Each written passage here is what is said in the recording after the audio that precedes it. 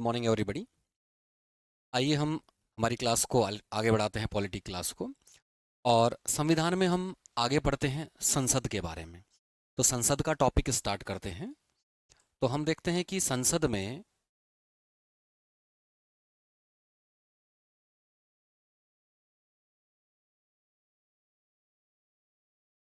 संसद के टॉपिक में जो संसद दिया गया है वो संविधान के भाग 5 में दिया गया है। संविधान के कौन से भाग में दिया गया है? भाग 5 में। और भाग 5 में क्या है? संघ। संघ यानी कि केंद्र। और केंद्र के राष्ट्रपति, उपराष्ट्रपति, प्रधानमंत्री और मंत्रिपरिषद के बारे में हम पढ़ चुके हैं। आगे हम पढ़ते हैं संसद के बारे में। तो संसद संविधान के भाग 5 में दिया गया है और भाग 5 के दूसरे अध्याय में अनुच्छेद 79 से लेकर 122 तक संसद के बारे में दिया गया है। ये हमारी नई संसद की बिल्डिंग है, इसके बारे में हम आगे से पढ़ेंगे। तो ये नया स्ट्रक्चर है। आगे हम देखते हैं कि संसद अनुच्छेद 79 में कहा गया है कि हमारी संसद के 3 अंग होंगे। 3 अंग यानी हमारी संसद जो दे रखी है अनुच्छेद 79 में है, उसके 3 अंग हैं। और 3 कौन कौन हैं? राष्ट्रपति हैं, राज्यपाल हैं और लोकसभा है। अभी हम राष्ट्रपति को साइड में रखते हैं और अभी हम 2 अंग समझते हैं। तो देखिए, संसद है हमारी और संसद में 2 अंग हैं, राज्यसभा और लोकसभा। यानी यूं कहूं कि ये 2 क्या हैं? सदन हैं। और इन सदनों में बैठने वाले सदस्य सांसद हैं, जिन्हें एमपी बोला जाता है, मेंबर्स ऑफ पार्लियामेंट। संसद सदस्य या सांसद बोला जाता है। अब देखिए, हमारी संसद में वैसे तो 2 सदन हैं, लोकसभा और राज्यसभा, लेकिन राष्ट्रपति को उसका अभिन्न अंग माना जाता है। क्या माना जाता है? अभिन्न अंग माना जाता है। तो देखिए, एग्जाम में क्वेश्चन आता है कि हमारी संसद के कितने अंग हैं? तो 3 अंग हैं। कौन कौन से हुए? राष्ट्रपति, राज्यसभा और लोकसभा। हमारी संसद में कितने सदन हैं? याद रखिएगा, सदन की बात करता है तो ये 2 सदन हैं। और अंग की बात करता है तो ये तीनों अंग हैं। अब राष्ट्रपति इसके अभिन्न अंग क्यों माने जाते हैं? राष्ट्रपति ना राज्यसभा के सदस्य होते हैं ना लोकसभा के सदस्य होते हैं, तो दोनों के सदस्य नहीं है, मतलब सांसद नहीं है। फिर भी इसके अभिन्न अंग क्यों माने जाते हैं, वो हम देखते हैं कि इसके अभिन्न अंग क्यों माने जाते हैं। राष्ट्रपति जब तक किसी विधेयक पर जो लोकसभा और राज्यसभा ने पास कर दिया हो उसे अधिनियम नहीं बना सकते। जैसे जब भी कोई विधेयक आता है, ध्यान रखिएगा, विधेयक विधेयक का मतलब है एक बस प्रस्ताव, एक प्रस्ताव है, मतलब एक ड्राफ्ट है। जब ये विधेयक संसद से पास हो जाता है, संसद मतलब लोकसभा और राज्यसभा से पास हो जाता है, तो ये जाता है राष्ट्रपति के पास और राष्ट्रपति इसे यस बोल देते हैं, मतलब इस पर हस्ताक्षर कर देते हैं। तो अब ये बन जाता है अधिनियम, यानी कि कानून। तो मतलब कच्चा ड्राफ्ट आता है उसे क्या बोलते हैं? विधेयक। वो संसद से पास होने के बाद, राष्ट्रपति के हस्ताक्षर होने के बाद ही अधिनियम बन पाता है, कानून बन पाता है। तो मतलब विधेयक से लेकर अधिनियम का जो सफर है वो कहां से गुजरता है? एक संसद से गुजरता है और फिर राष्ट्रपति से गुजरता है। तो मतलब राष्ट्रपति जब तक उस पर हस्ताक्षर ना करें तब तक वो विधेयक, अधिनियम या यूं कहूं कि कानून नहीं बन सकता। अगली बात है, राष्ट्रपति ही संसद का सत्र बुलाते हैं। संसद, जब भी संसद वर्ड इस्तेमाल होगा मतलब हम लोकसभा और राज्यसभा की बात कर रहे हैं। तो संसद का सत्र बुलाते हैं, तो संसद का सत्र बुला सकते हैं, उस संसद के सत्र को समाप्त कर सकते हैं। तो मतलब राष्ट्रपति ही तय करते हैं कि संसद का सत्र कब बुलाया जाएगा और कब उसे समाप्त किया जाएगा। इसके साथ साथ लोकसभा को भंग करना, लोकसभा को कब भंग करना है ये भी राष्ट्रपति ही करते हैं। हालांकि ये सारे काम राष्ट्रपति प्रधानमंत्री या यूं कहूं कि मंत्री परिषद की सलाह पर करते हैं।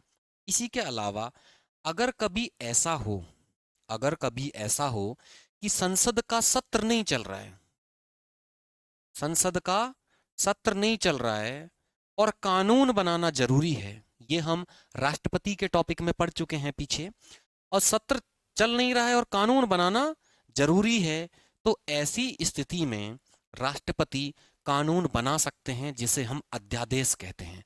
तो मतलब कानून बनाने की जो प्रक्रिया है उस प्रक्रिया में महत्वपूर्ण रोल राष्ट्रपति का भी है। राष्ट्रपति के हस्ताक्षर के बिना विधेयक अधिनियम नहीं बनता है, राष्ट्रपति के बिना, राष्ट्रपति के बुलाने पर ही संसद का सत्र आता है, संसद का सत्र समाप्त होता है, संसद नहीं, लोकसभा को भंग कर सकते हैं। याद रखिएगा, अब हमने यहां दोनों जगह संसद शब्द इस्तेमाल किया है, मतलब संसद यानी लोकसभा और राज्यसभा दोनों का सत्र बुलाना और दोनों के सत्र की समाप्ति।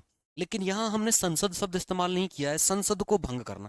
संसद को भंग नहीं कर सकते हैं क्योंकि संसद के दो अंग हैं, राज्यसभा और लोकसभा, और राज्यसभा एक स्थायी सदन है, उसे भंग नहीं किया जा सकता। तो भंग सिर्फ किसे किया जा सकता है? लोकसभा को।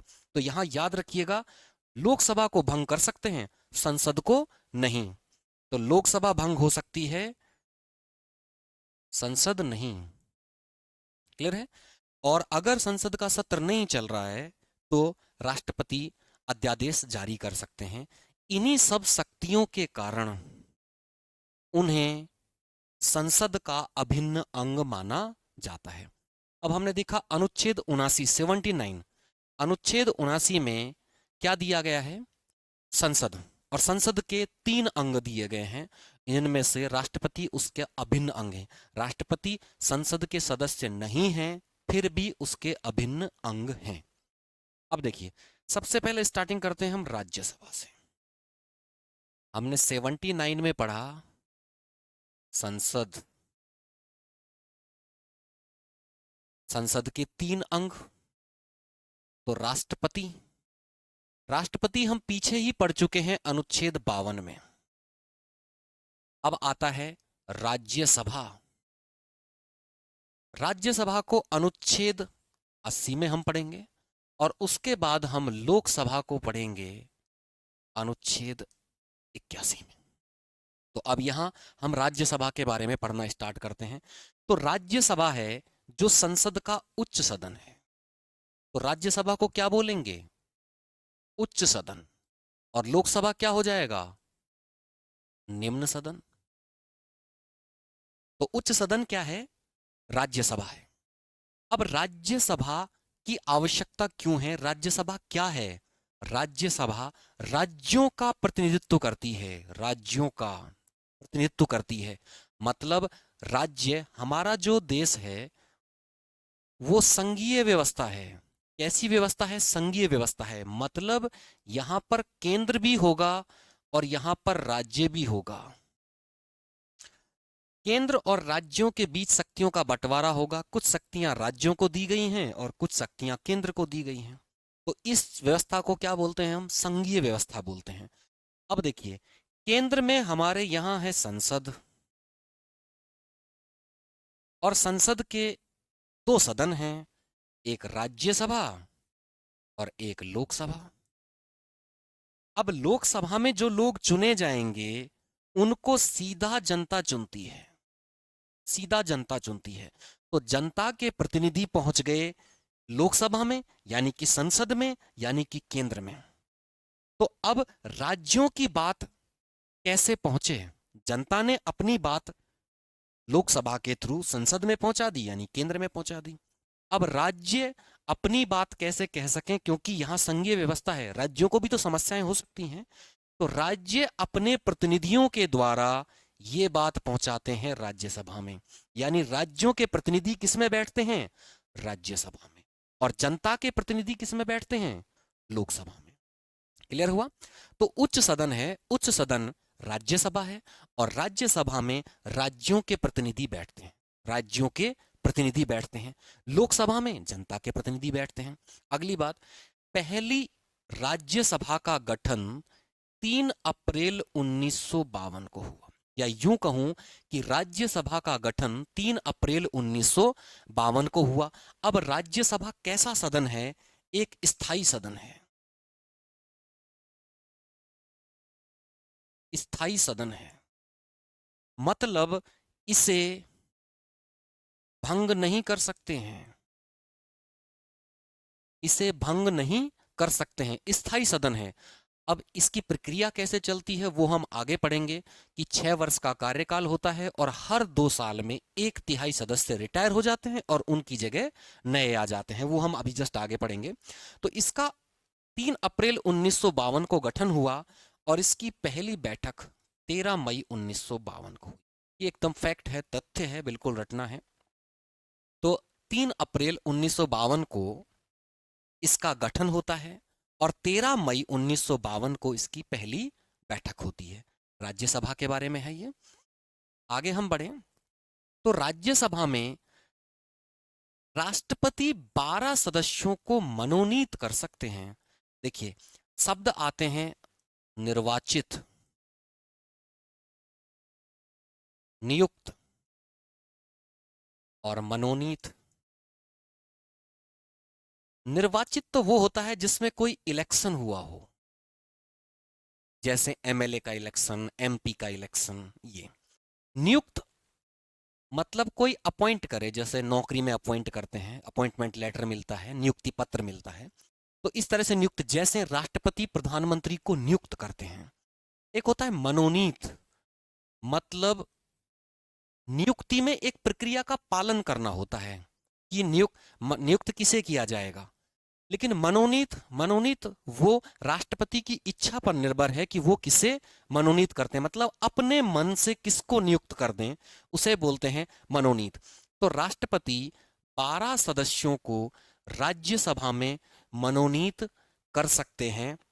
ये जो 12 सदस्य होते हैं, इन्हें साहित्य, विज्ञान, कला, समाज सेवा, खेल, इनका विशेष अनुभव होना चाहिए। मतलब राष्ट्रपति राज्यसभा में 12 सदस्यों को मनोनीत कर सकते हैं जो समाज सेवा, कला, साहित्य, खेल, ऐसे विज्ञान, ऐसे जगत से पारंगत या अनुभवी लोग हों, उन्हें नियुक्त किया जा सकता है, मनोनीत किया जा सकता है। चुनाव देखें तो इनका जो चुनाव होता है वो एकल संक्रमणीय आनुपातिक प्रतिनिधित्व पद्धति से होता है। एकल संक्रमणीय आनुपातिक प्रतिनिधित्व प्रणाली पद्धति, जिसके बारे में हम राष्ट्रपति के चुनाव में पहले ही समझ चुके होते हैं। मतलब ए, बी और सी 3 लोग इलेक्शन में खड़े हुए हैं, तो जो भी इन्हें वोट डालने जाएगा वो तीनों को ही वोट देगा, चाहे इसे पहली प्राथमिकता दे, इसे तीसरी प्राथमिकता दे, इसे दूसरी प्राथमिकता दे, मतलब वोट सभी को देने होंगे। कोई एक्स नाम का आदमी गया वोट डालने के लिए, 3 कैंडिडेट खड़े हैं, तो वो ऐसा नहीं है कि एक को वोट देकर आ जाएगा, वो वोट सभी को देगा, लेकिन प्राथमिकता तय करेगा कि मेरी पहली प्राथमिकता एक्स है, पहली दूसरी प्राथमिकता वाई है, तीसरी जेड है, इस तरह करके प्राथमिकता निर्धारित करता है। अब इनकी जो सीटें हैं, राज्यसभा की जो सीटें हैं, उनका आवंटन हुआ है चौथी अनुसूची के अनुसार। हम तीसरी अनुसूची बार बार पीछे पढ़ते आए हैं, उसमें शपथ दी गई है, शपथ कि राष्ट्रपति, प्रधानमंत्री, मंत्री वगैरह शपथ लेते हैं, तो उनके प्रारूप हैं। और चौथी अनुसूची में क्या दिया हुआ है? चौथी अनुसूची में दिया हुआ है राज्यसभा में सीटों का आवंटन। तो राज्यसभा की जो सीटों का बंटवारा है वो कौन सी अनुसूची में दिया गया है? चौथी अनुसूची में। और ये जनसंख्या पर आधारित है। इसका मतलब क्या है वो समझें। देखिए, अमेरिका में, यूएसए,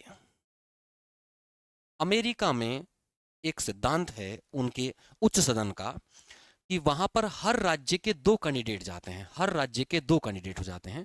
अब वो राज्य बड़ा है या छोटा है इससे कोई फर्क नहीं पड़ता, हर राज्य के 2 प्रतिनिधि वहां की राज्यसभा में यानी वहां के उच्च सदन में बैठते हैं। लेकिन भारत में ऐसा नहीं है कि हर राज्य से 2, 3, 4 या फिक्स कैंडिडेट जाएंगे। यहाँ पर जनसंख्या के आधार पर है, बड़ा राज्य है तो ज्यादा प्रतिनिधि, छोटा राज्य है तो कम प्रतिनिधि। तो मतलब हमारे यहाँ जो सीटों का आवंटन किया गया है वो राज्यों के आधार पर फिक्स ना हो करके किस आधार पर है, जनसंख्या के आधार पर है। मतलब राज्य बड़ा, जनसंख्या बड़ी तो ज्यादा प्रतिनिधि होंगे, जनसंख्या कम होगी तो कम प्रतिनिधि होंगे। यहाँ क्षेत्रफल से भी फर्क नहीं है कि अगर राज्य बहुत बड़ा है, क्षेत्रफल बहुत बड़ा है, लेकिन जनसंख्या कम है तो प्रतिनिधि कम ही जाएंगे। तो प्रतिनिधि किस आधार पर जाएंगे, जनसंख्या के आधार पर प्रतिनिधि जाएंगे। आगे हम देखते हैं राज्यसभा की संरचना, कि राज्यसभा का स्ट्रक्चर क्या है, कितने कितने सदस्य कहां कहां से जाते हैं। तो अब हम एक चीज समझ चुके हैं कि राज्यसभा में जो सदस्य जाएंगे वो क्या होंगे, राज्यों के प्रतिनिधि होंगे, राज्यों के प्रतिनिधि होंगे। और ये राज्यों के प्रतिनिधि कौन चुनकर भेजेगा, उन राज्यों के एमएलए, उन राज्यों के एमएलए। तो देखिए राज्यों में विधानसभा होती है और विधानसभा में विधायक होते हैं जिन्हें हम एमएलए बोलते हैं।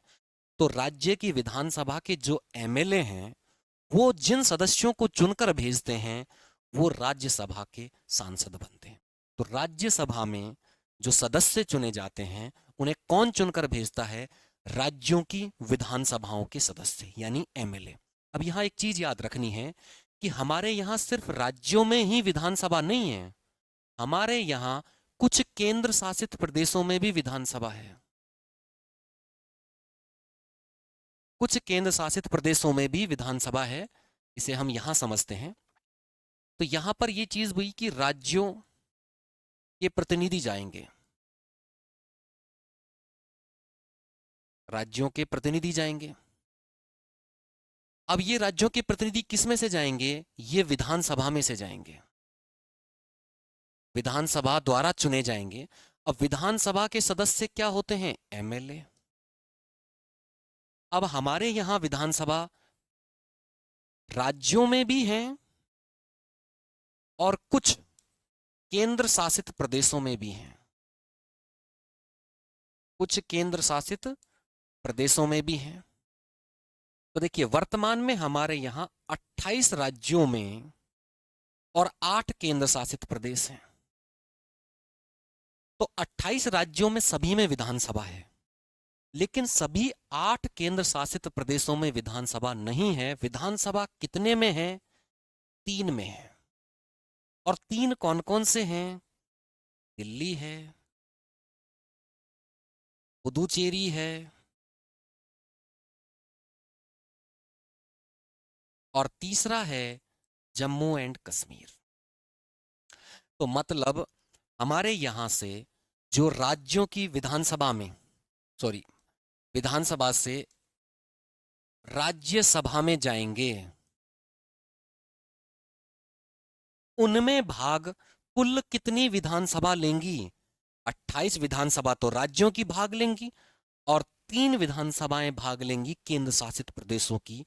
तो हमारे देश में कुल कितनी विधानसभाएं, देखिए इनडायरेक्ट क्वेश्चन पूछ लिया जाता है कि हमारे देश में कुल कितनी विधानसभा हैं। तो 28 तो राज्यों में हैं और 3 केंद्र शासित प्रदेशों में हैं, यानी कुल 31 विधानसभाएं हमारे देश में हैं। और इन विधानसभाओं के जो बैठने वाले सदस्य हैं जिन्हें हम एमएलए बोलते हैं, ये एमएलए वोट डालेंगे और वोट डालकर चुनेंगे राज्यसभा के सदस्यों को यानी एमपी को, यानी सांसदों को। तो क्लियर हुआ, सांसदों को, राज्यसभा के सांसदों को कौन चुनते हैं, एमएलए चुनते हैं। एमएलए कहां के चुनते हैं, विधानसभाओं के। और हमारे देश में कुल कितनी विधानसभाएं हैं, 28 तो राज्यों में हैं और 3 केंद्र शासित प्रदेशों में हैं। ये सारे विधानसभाओं के एमएलए चुनकर भेजते हैं राज्यसभा के सांसदों को। आगे बढ़ते हैं। अब हम इसका स्ट्रक्चर देखते हैं। हमें क्लियर हो गया कि राज्यसभा के जो सदस्य हैं वो कहाँ से आएंगे चुनकर, उनको वोट कौन डालेंगे, एमएलए डालेंगे, एमएलए डालेंगे। तो हमारे देश में अधिकतम सदस्य संख्या 250 है, लेकिन वर्तमान में हमारे यहाँ 245 है, यानी 5 सीटें अभी खाली चल रही हैं। तो 250 अधिकतम हो सकती है और वर्तमान में कितनी है, 245 है। अब देखिए यहां पर मनोनीत हम पढ़ चुके हैं कि 12 सदस्य मनोनीत कर सकते हैं। कौन कर सकते हैं, राष्ट्रपति कर सकते हैं। और बाकी निर्वाचित होंगे 238 होना ये चाहिए। लेकिन हमारे यहाँ 5 सीट कम है, तो 5 सीट कम है तो मनोनीत तो 12 ही हो रहे हैं, लेकिन निर्वाचित इलेक्शन से 238 238 की जगह कितने होंगे, 233 होंगे। ये गलत लिखा हुआ है, 233 होंगे। क्लियर हुआ। तो 12 मनोनीत हुए और 233 कितने कैसे हुए, निर्वाचित हुए। अब जो ये निर्वाचित होंगे ये हम पढ़ चुके हैं कि ये कहां से आएंगे, या तो राज्यों से आएंगे या केंद्र शासित प्रदेशों से आएंगे। तो इन 233 को हम डिवाइड करें तो 225 तो आएंगे राज्यों से, और राज्यों से 225 आएंगे कितनी विधानसभाओं से, 28 विधानसभाओं से।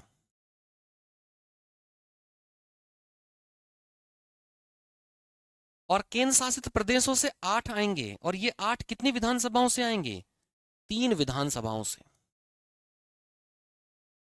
अब देखिए ये 3 विधानसभाएं कौन कौन सी हैं, हम पढ़ चुके हैं, दिल्ली, तो दिल्ली से 3 आएंगे, पुदुचेरी से 1 आएगा, और जम्मू कश्मीर से 4 आएंगे। इस तरह करके 8 आएंगे केंद्र शासित प्रदेशों से। तो ये स्ट्रक्चर वो है जो अधिकतम हो सकता है, और ये स्ट्रक्चर वो है जो वर्तमान में है। तो हम वर्तमान में है उसे समझने की कोशिश करते हैं। तो अधिकतम सदस्य संख्या राज्यसभा में हो सकती है 250, वर्तमान में कितनी है, 245। इस 245 में से 12 सदस्य मनोनीत होते हैं, राष्ट्रपति मनोनीत करते हैं, और बाकी 233 सदस्य निर्वाचित होते हैं, यानी इलेक्शन होता है उनका। कहां से होता है, विधानसभाओं से होता है। तो 233 इलेक्शन होता है, लेकिन इलेक्शन भी 2 जगह से होता है। एक तो राज्यों की विधानसभाओं से, तो राज्यों की विधानसभाओं से इलेक्शन होता है 225 सीटों पर, और 225 सीटों पर जो इलेक्शन होता है कितनी विधानसभाएं भाग लेती हैं उसमें, वो विधानसभाएं भाग लेती हैं 28। अब बाकी दूसरी तरफ देखें, केंद्र शासित प्रदेशों से 8 सीट, 8 सीट कितनी विधानसभाओं से आती हैं, 3 विधानसभाओं से आती हैं। 3 विधानसभा, दिल्ली तो दिल्ली से 3, पुदुचेरी से 1, और जम्मू कश्मीर से 4 सीट। इस तरह करके हमारे यहाँ राज्यों और केंद्र शासित प्रदेशों की विधानसभाओं से निर्वाचित होकर सांसद राज्यसभा के बनते हैं। तो यहाँ क्लियर हुआ कि राज्यसभा के जो सदस्य हैं 2 तरह के होंगे, मनोनीत होंगे और निर्वाचित होंगे। तो मनोनीत राष्ट्रपति कर देंगे, निर्वाचित विधानसभाओं से आएंगे। अब निर्वाचित भी 2 तरह के होंगे, राज्यों से होंगे या केंद्र शासित प्रदेशों से होंगे। क्लियर है ये स्ट्रक्चर। आगे हम देखते हैं अब राज्यसभा के बारे में। देखिए 2003 से पहले राज्यसभा का उम्मीदवार बनने के लिए उसकी चुनाव प्रक्रिया में कुछ अलग चीजें थी, और 2003 में उनमें संशोधन कर दिया गया, परिवर्तित कर दी गई। तो 2003 में क्या परिवर्तन कर दिया गया वो समझें। राज्य का मूल निवासी होने की अनिवार्यता समाप्त कर दी। मान लीजिए आप राजस्थान की विधानसभा सीट से, राजस्थान से आप, कोई कैंडिडेट है ए, और उसे चुनाव लड़ना है राज्यसभा का। तो पहले बाध्यता थी कि उसी राज्य का मूल निवासी होना चाहिए, यानी राजस्थान का कोई मूल निवासी है तो वो ही राजस्थान से राज्यसभा का चुनाव लड़ सकता था। लेकिन अब वो बाध्यता समाप्त कर दी गई, यानी यूं कहें कि अब बंगाल का कोई व्यक्ति भी राजस्थान से राज्यसभा का चुनाव लड़ सकता है। तो मतलब उसी राज्य का निवासी होने की बाध्यता अब समाप्त हो गई है। दूसरी बात, पहले गुप्त मतदान था, छुपाकर मतदान होता था, लेकिन अब मतदान खुला मतदान कर दिया गया। तो ये दो बड़े परिवर्तन राज्यसभा के चुनावों से संबंधित 2003 में कर दिए गए थे। तो मतलब पहला, राज्य का निवासी होने की बाध्यता समाप्त कर दी गई है। दूसरी, खुले मतदान, गुप्त मतदान की जगह खुले मतदान की व्यवस्था कर दी गई है। आगे देखें, राज्यसभा क्यों जरूरी है? राज्यसभा क्यों जरूरी है? तो देखिए, हम पढ़ चुके हैं कि हमारे यहां संघीय व्यवस्था है और संघीय व्यवस्था में केंद्र है और राज्य है। तो देखिए, पहली बात तो यह है कि इन राज्यों को भी केंद्र में वैल्यू मिल सके, इन राज्यों को भी केंद्र में वैल्यू मिल सके, इसलिए राज्यसभा जरूरी है, ताकि राज्य अपनी बात केंद्र में पहुंचा सकें। और केंद्र में क्या है? संसद है। और संसद में क्या है? लोकसभा और राज्यसभा है। लोकसभा में जनता पहुंच रही है, तो राज्यसभा में राज्यों के प्रतिनिधि जा सकें। तो मतलब हमें संघीय ढांचे की वैल्यू बनी रहेगी, जिससे राज्य अपनी बात केंद्र तक पहुंचा सकें, इसलिए राज्यसभा जरूरी है। लेकिन दूसरी बात, पहली बात तो हो गई संघीय ढांचा, मतलब हमारी संघीय व्यवस्था है वो बनी रहे, इसके लिए जरूरी है। दूसरी बात है जल्दबाजी को रोकना।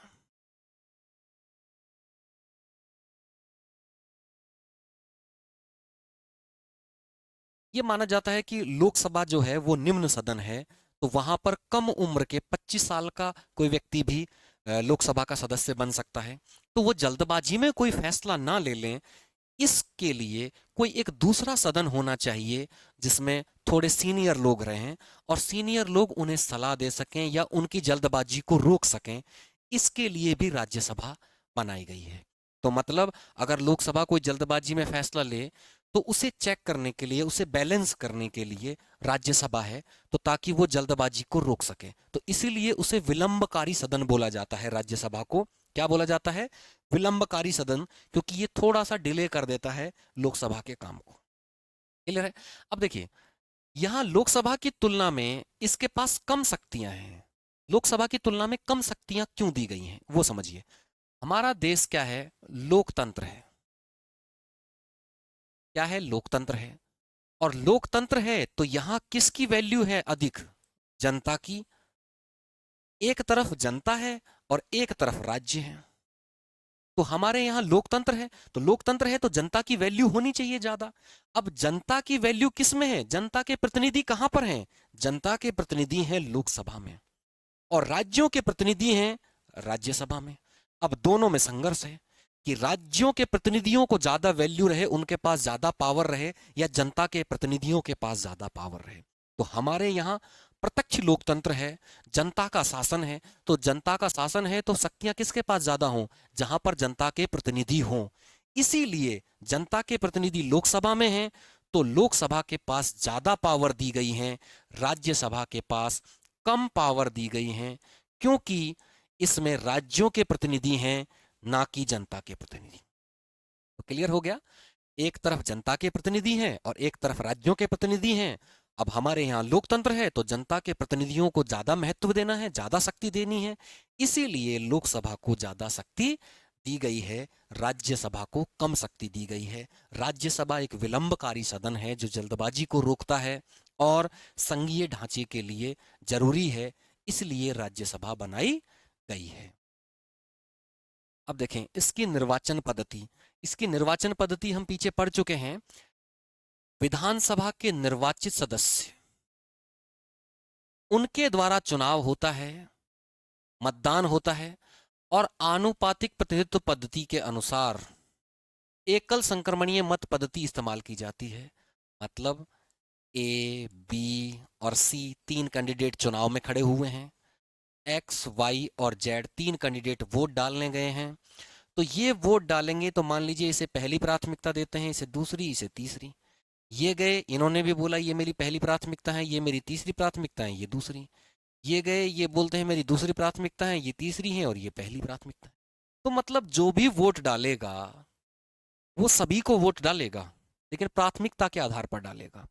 और इस प्रक्रिया को सबसे पहले टॉमस हेयर ने 1859 में खोजा था, इसलिए इसे हेयर मॉडल कहा जाता है। क्या मॉडल बोला जाता है इसको? Hair model.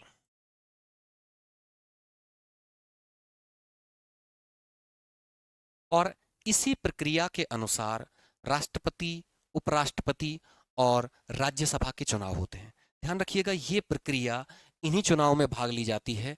हम जनता जब एमएलए चुनती है तब इस प्रक्रिया का पालन नहीं करती है। हमें तो जिसे वोट देना होता है हम सीधा उसी पर मोहर लगाते हैं या उसी पर ईवीएम में क्लिक करते हैं। तो मतलब हम सीधा वोट एक को ही देते हैं, सभी को वोट प्राथमिकता के आधार पर नहीं देते हैं। ये प्रक्रिया किसमें इस्तेमाल की जाती है? राज्यसभा में इस्तेमाल की जाती है। अब देखें सदस्यों के लिए योग्यता। तो राज्यसभा के सदस्यों के लिए योग्यता अनुच्छेद 84 में दी गई है कि राज्यसभा का सदस्य बनने के लिए क्या क्या योग्यताएं होनी चाहिए। पहला, वो भारत का नागरिक हो। याद रखिएगा, नागरिक लिखा हुआ है, निवासी नहीं लिखा हुआ है। निवासी नहीं लिखा हुआ है। मतलब अगर एग्जाम में एक ऑप्शन मिले भारत का निवासी हो तो वो गलत है। निवासी और नागरिक में क्या फर्क है वो समझते हैं। कोई पाकिस्तान का या अमेरिका का व्यक्ति भारत में अगर निवास कर रहा है तो इसका मतलब ये नहीं है कि वो यहाँ राज्यसभा का चुनाव लड़ सकता है, नहीं लड़ सकता। उसे नागरिक होना जरूरी है। और नागरिक के पास क्या होती है? नागरिकता। यानी वो व्यक्ति चुनाव लड़ सकता है जिसके पास भारत की नागरिकता हो, सिर्फ निवासी होना पर्याप्त नहीं है। तो जब भी ये योग्यताएं दी जाएं, एक पल के लिए सोचना है कि यहां निवासी लिखा हुआ है या नागरिक लिखा हुआ है। अगर निवासी लिखा हुआ है तो गलत है, नागरिक लिखा हुआ है तो सही है। तो भारत का नागरिक हो, निवासी होना पर्याप्त नहीं है। दूसरी बात, न्यूनतम आयु 30 वर्ष। अब हम लोकसभा जब पढ़ेंगे तो वहां न्यूनतम आयु 25 वर्ष पढ़ेंगे। तो उच्च सदन है, सीनियर लोग होने चाहिए, तो यहां न्यूनतम आयु कितनी है? 30 वर्ष है। उसके अलावा अगर संसद कोई और योग्यता निर्धारित करे इनके लिए तो वो अन्य योग्यताएं भी इसमें शामिल होंगी। तो मतलब पहला, वह व्यक्ति जो भारत का नागरिक हो, जिसकी आयु 30 वर्ष हो चुकी हो। याद रखिएगा, ये 30 वर्ष पूरी होनी चाहिए, ऐसा नहीं कि 30वीं साल में चल रहा है। 30 साल पूरी हो जानी चाहिए। और उसके अलावा अन्य कोई योग्यताएं जो संसद निर्धारित करे, वो योग्यताएं आवश्यक हैं राज्यसभा का सदस्य बनने के लिए। आगे हम देखें कि सदस्यों का कार्यकाल। अब देखिए यहां चीजें महत्वपूर्ण हो जाती हैं। यहां चीजें महत्वपूर्ण क्यों हो जाती हैं? दो तरह के क्वेश्चन आते हैं। एक क्वेश्चन आएगा, पहला क्वेश्चन, राज्यसभा का कार्यकाल। दूसरा आएगा, राज्यसभा के सदस्य का कार्यकाल। और एग्जामिनर क्या करता है? दूसरा ना देकर पहला दे देता है, राज्यसभा का कार्यकाल। और उसमें पहला ऑप्शन मिलता है 6 वर्ष, और स्टूडेंट उसी को चुन लेता है। तो हम देखें कि राज्यसभा का जो कार्यकाल है वो अनिश्चित है। अनिश्चित क्यों है? क्योंकि राज्यसभा जो है वो एक स्थायी सदन है। क्या है? स्थायी सदन है, जिससे भंग नहीं किया जा सकता। एक बार इसका गठन हो गया है 3 अप्रैल को 1952 में, अब बार बार इसका गठन नहीं होगा।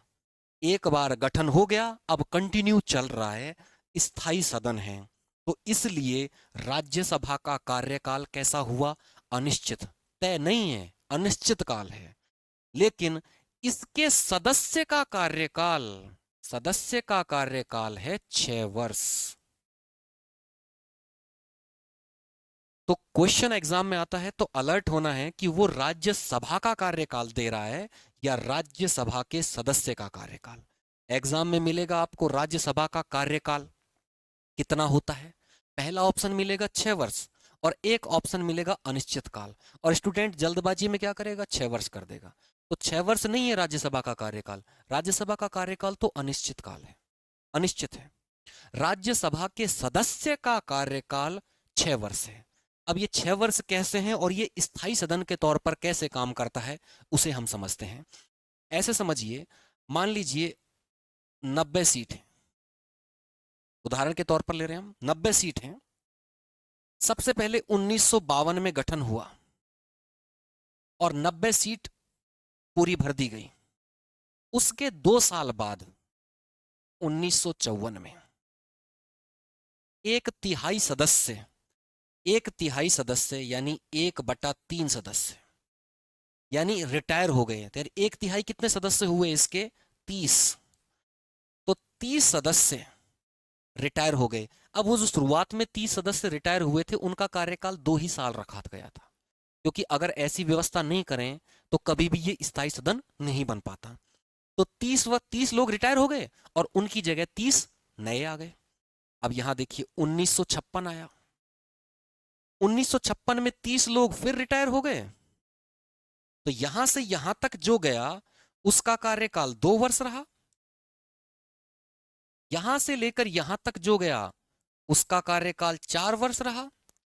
अब आता है 1958 और 30 लोग फिर यहां रिटायर हो गए और उनकी जगह 30 लोग फिर नए आ गए। तो यहां से यहां तक कार्यकाल पूरा कितना हो गया, 6 वर्ष का हो गया। अब अगले साल 2 साल बाद 1960 आता है। अब जो यहां चुने गए थे उन्होंने अपना कार्यकाल 6 वर्ष पूरा कर लिया और वो रिटायर हो गए। तो मतलब हर 2 साल में, प्रत्येक 2 वर्ष में 1/3 सदस्य रिटायर हो जाते हैं और उनकी जगह 1/3 सदस्य नए चुन लिए जाते हैं। और इस तरह से हर 2 साल बाद 1/3 रिटायर हुए, 1/3 नए चुन लिए गए, 1/3 रिटायर हुए, 1/3 नए चुन लिए गए। और इस तरह से इनके कभी भी फिक्स इलेक्शन नहीं हो पाते हैं। तो कभी भी इसका कार्यकाल राज्यसभा का पूरा नहीं होता है। उसके सदस्यों का कार्यकाल पूरा हो जाता है 6 साल और वो रिटायर हो जाते हैं। तो मतलब इस तरह से पूछ लिया जाता है एग्जाम में कि राज्यसभा जो स्थायी सदन है इसके सदस्य का कार्यकाल या कितने सदस्य कितने समय में रिटायर हो जाते हैं। तो याद रखना है, हर 2 साल में 1/3 सदस्य रिटायर हो जाते हैं, नए चुन लिए जाते हैं। और इस तरह से करके सभी अपना 6-6 वर्ष का कार्यकाल पूरा करके रिटायर होते हैं। याद रखिएगा, स्टार्टिंग में 1/3 सदस्यों का 2 वर्ष था और 1/3 सदस्यों का 4 वर्ष था और बाकी का फिर सभी का लगातार 6-6 वर्ष चला आ रहा है। तो इस तरह करके राज्यसभा के सदस्यों का कार्यकाल 6 वर्ष होता है, जो 6 वर्ष का कार्यकाल पूरा करने के बाद 1/3 सदस्य 2 साल में रिटायर हो जाते हैं। आगे बढ़े। अब देखिए लोकसभा। लोकसभा हम पीछे पढ़ चुके हैं कि 79 अनुच्छेद 79 में दिया गया था संसद के बारे में, 80 में दिया गया था राज्यसभा के बारे में, 81 में दिया गया है लोकसभा के बारे में। अब ये कैसा सदन है, ये एक निम्न सदन है। कैसा सदन है, निम्न सदन है। इसे लोकप्रिय सदन कहा जाता है। इसे लोकप्रिय सदन क्यों कहा जाता है, क्योंकि जनता चुनती है इनको, क्योंकि जनता चुनती है, इसलिए जनता के बीच में ये सदन लोकप्रिय है। क्योंकि आपने जिन एमपीज को चुनकर भेजा उन एमपीज में से जो मंत्री बने, अब वो लोकसभा की बैठक में भाग लेते हैं तो लोग उनको देखना और सुनना पसंद करते हैं कि हमारे क्षेत्र का प्रतिनिधि है, हमारे क्षेत्र का प्रतिनिधि, क्योंकि जनता ने सीधा वोट दिया है। अब ये किस तरह से चुनकर गए हैं, प्रत्यक्ष मतदान द्वारा। प्रत्यक्ष मतदान द्वारा किसने चुना है, जनता द्वारा। राज्यसभा में कौन चुन रहा था, राज्यसभा में एमएलए चुन रहे थे। ध्यान रखिएगा, राज्यसभा में एमएलए चुनकर भेजते थे और एमएलए को किसने चुना है? जनता ने। और फिर एमएलए किसको भेज रहे थे? राज्यसभा सदस्य को चुनकर भेज रहे थे। तो मतलब जनता ने जिनको चुना उन्होंने इनको चुना था राज्यसभा में, लेकिन लोकसभा में जनता डायरेक्ट चुन रही है। राज्यसभा में जनता ने जिनको चुना उन्होंने राज्यसभा सदस्यों को चुना, लोकसभा में जनता डायरेक्ट चुनती है। तो इसे कैसा बोलते हैं? इसे बोलते हैं प्रत्यक्ष मतदान, जिसमें जनता ने डायरेक्ट भाग लिया हो। अब इसका गठन 17 अप्रैल 1952 को होता है। तो देखिए हमने राज्यसभा का पढ़ा, तो राज्यसभा में 3 अप्रैल को गठन होता है 1952 में, और इसका 17 अप्रैल 1952 को गठन होता है। तो लोकसभा निम्न सदन है, लोकप्रिय सदन है, जनता डायरेक्ट इसमें मतदान करती है, यानी प्रत्यक्ष मतदान द्वारा चुने जाते हैं। 17 अप्रैल 1952 को इसका गठन हुआ था। अनुच्छेद 81 में इसके बारे में दिया गया है। अब देखिए, भारत ने जो संसद की प्रथा है वो ब्रिटेन से अडॉप्ट की है, मतलब ब्रिटेन के संविधान से ली गई है। और ब्रिटेन में जो संसद है वो एक जगह पर है, उस जगह का नाम है वेस्टमिंस्टर। तो ब्रिटेन की संसद कहां पर है? वेस्टमिंस्टर में है। और वेस्टमिंस्टर मॉडल को ही भारत में अपनाया गया है। तो लंदन में एक जगह है वेस्टमिंस्टर, और वेस्टमिंस्टर में ब्रिटेन की संसद है। तो उसी जैसा मॉडल भारत ने इस्तेमाल किया गया है। तो भारत की संसद ब्रिटेन की संसद जैसी है, मतलब उच्च सदन होगा, निम्न सदन होगा, दोनों के अध्यक्ष होंगे, इस तरह की जो प्रक्रियाएं हैं तो वो कहां से ली गई हैं? ब्रिटेन से ली गई हैं। तो भारत में जो संसद का मॉडल लिया गया है वो वेस्टमिंस्टर मॉडल है। कौन सा मॉडल है? वेस्टमिंस्टर मॉडल है। और वेस्टमिंस्टर मॉडल कहां से है? ब्रिटेन से है, लंदन से लिया गया है। ये सर्वोच्च विधायी निकाय है, मतलब कानून बनाने का सर्वोच्च स्थान है। तो पवित्र स्थान है कानून के लिए। ये भारत में 1935 के अधिनियम से लिया गया है। तो भारत में अंग्रेजों के समय में 1935 का जो अधिनियम बना था उसमें जो संसद का मॉडल था वही मॉडल भारत में आज है। तो वही मॉडल कुछ थोड़े बहुत परिवर्तन के साथ आज भी है। और ये मॉडल कहां से था? ये मॉडल था वेस्टमिंस्टर से। अंग्रेजों ने बनाया था तो अपने जैसा ही मॉडल बनाकर 1935 में भारत में दिया था। तो भारत ने उसी को आगे इस्तेमाल कर लिया गया। अब हमारे यहाँ द्विसदनीय विधानमंडल है। द्विसदनीय मतलब 2 सदन हैं। तो हमारी संसद में कितने सदन हैं? 2 सदन हैं। कौन कौन से सदन हैं? एक उच्च सदन है और एक निम्न सदन है। दूसरा, जनता की सर्वोच्च सर्वोच्च प्रतिनिधि संस्था है, मतलब जनता के लीडर, जनता के प्रतिनिधि कहां पर हैं? लोकसभा में।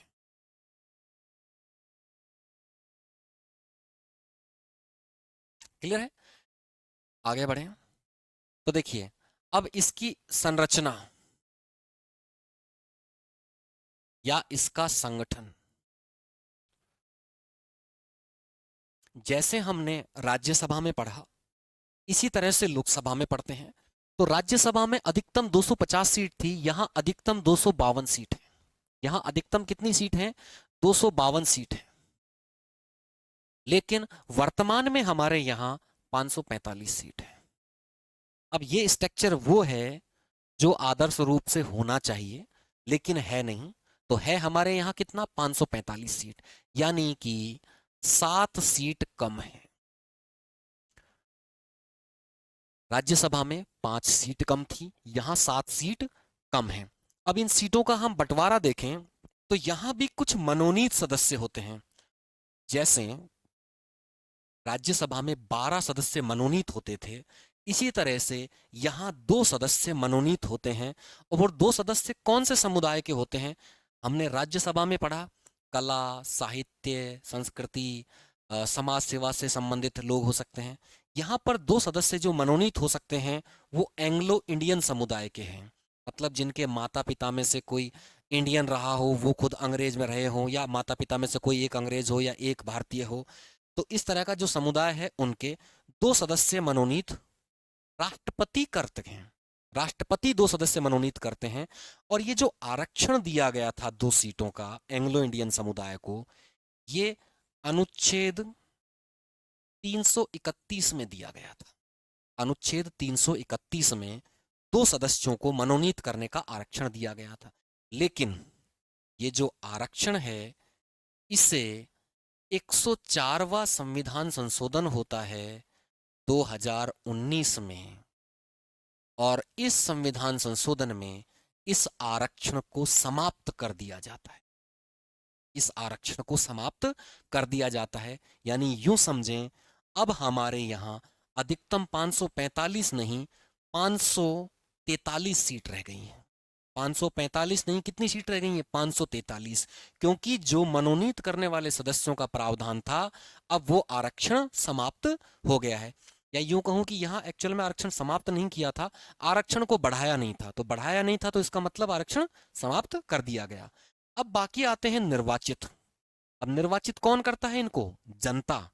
तो ये दो तरह से, कुछ राज्यों की विधानसभाओं में चुने जाते हैं, सॉरी, कुछ राज्यों से और कुछ केंद्र शासित प्रदेशों में सीटों का बंटवारा किया गया है। तो देखिए, 524 सीट तो राज्यों के पास है और केंद्र शासित प्रदेशों के पास 19 सीट है। अब इन 19 सीटों में किस किस तरह से बांटा गया है केंद्र शासित प्रदेशों में? तो वर्तमान में हमारे यहां केंद्र शासित प्रदेश कितने हैं? 8 हैं। 8 केंद्र शासित प्रदेश हैं। 8 केंद्र शासित प्रदेशों में दिल्ली में लोकसभा की 7 सीट हैं। दिल्ली में, जम्मू कश्मीर में लोकसभा की 5 सीट हैं। पुदुचेरी में और बाकी में 6 सीट हैं और लद्दाख में 1 सीट है। इस तरह करके 8 सीट लोकसभा की केंद्र शासित प्रदेशों में है और बाकी 524 सीट राज्यों में है। यानी कि वर्तमान में एक सिंपल सा एग्जाम पूछा जाता, क्वेश्चन पूछ लिया जाता है कि लोकसभा की कितनी सीटों पर चुनाव होता है? कितनी सीटों पर चुनाव होता है, मतलब निर्वाचित तो कितनी सीटों पर है? ये टोटल मिलाकर के कितनी हुई? 543। तो कुल मिलाकर 543 सीटों पर इलेक्शन होता है, जिनमें से 19 सीट किसके पास है? केंद्र शासित प्रदेशों में। और 524 सीट किसमें है? राज्यों के पास है। अब देखिए, जनगणना पर सीटों का आवंटन आधारित है। तो अब इसे हम समझते हैं कि देखिए, हमारे यहां जो सीटों का बंटवारा किया गया है, यानी कि जो ये 543 सीटें बनाई गई हैं, ये जो 543 सीटें बनाई गई हैं, उसका आवंटन किस आधार पर किया गया है? तो उसका आवंटन 1971 की जनगणना पर आधारित है। इसे रट लीजिएगा, 1971 की जनगणना। तो वर्तमान में हमारे यहां जो लोकसभा की सीटें, कितनी सीटें? 543 हैं। तो 543 सीटों का जो बंटवारा किया गया है वो किस पर आधारित है? वो आधारित है 1971 की जनगणना पर आधारित। ये कैसे है, कैसे इसका एक्सटेंशन हुआ, उसे हम समझते हैं।